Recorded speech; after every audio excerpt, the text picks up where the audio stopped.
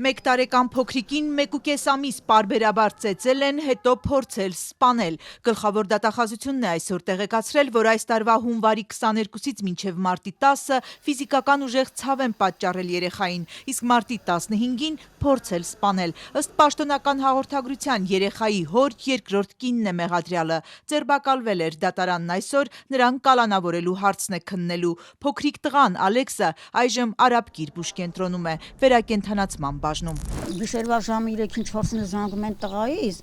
բանը, արի երեխեն տաքության վարում, այն ասեցի չգնաց գլուխդ կուտեն, չգնաց, բայց տղաս գնաց առավոտը, գնաց են ասում, ինչ տաքություն, ինչ բան, այնտեղ երեխա չկա, ու ես էլ չեմ տեսել, այնց են ջնջխել երեխուն, ասում է երեխա չկա։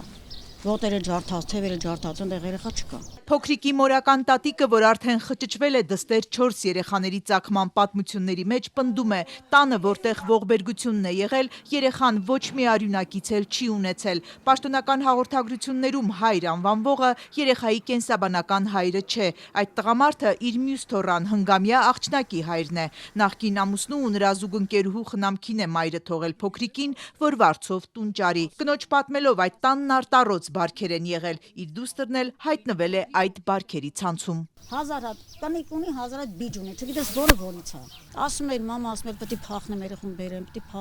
բերեմ, ասել գնա փախել եմ, ոչ չեմ գնալու։ Երեխուն թողել է նույնիսկ բալես, վախից փախել է։ Ինչ որ բան որ լինի, ես կասեմ։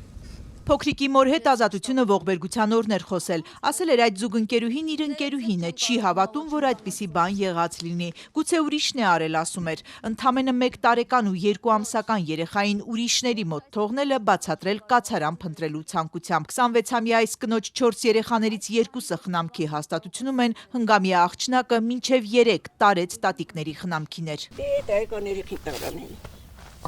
3 լրատվամիջոցների ահազանգից հետո սոցիալական ծառայողներն են եկել ու խնամքի կենտրոն տարել աղջնակին։ Այս տանը նա տատիկի, մեծ տատիկի ու մորեղբոր հետ էր ապրում։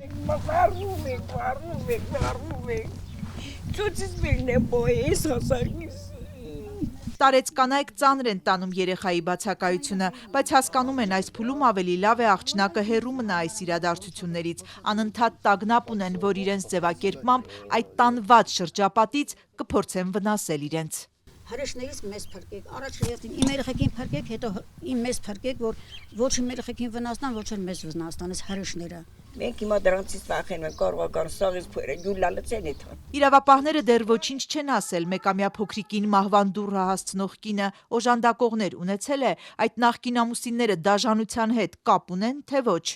Մարդը չէ վերջապես։ Դու ոնց կարաս անասնաբար երեխուն սպանես, երեխուն վնասես, թողնա պիրակրես, տիրություն անես։ Տարեց կանայք անընդհատ փոքրիկի առողջական վիճակի մասին են հարցնում։ Առողջապահության նախարարը այսօր հայտարարել էր դրական տեղաշարժ կա։ Արաբկիր բուժկենտրոնից սակայն առավոտյան ասել էին վիճակը նույնն է, ծայրահեղ ծանր բժիշկները պայքարում են նրա կյանքի համար։ Իսկ տեղյակ եք երեխուց ինչ նորություն կա։ Երեխայի մայրն էլ մեզնից էր հարցնում ինչպես է երեխան։ Նա նաև դեռ չգիտեր, որ մյուս երեխային հնգամյա աղջնակին խնամքի կենտրոն են տարել։ Ես չգիտեմ։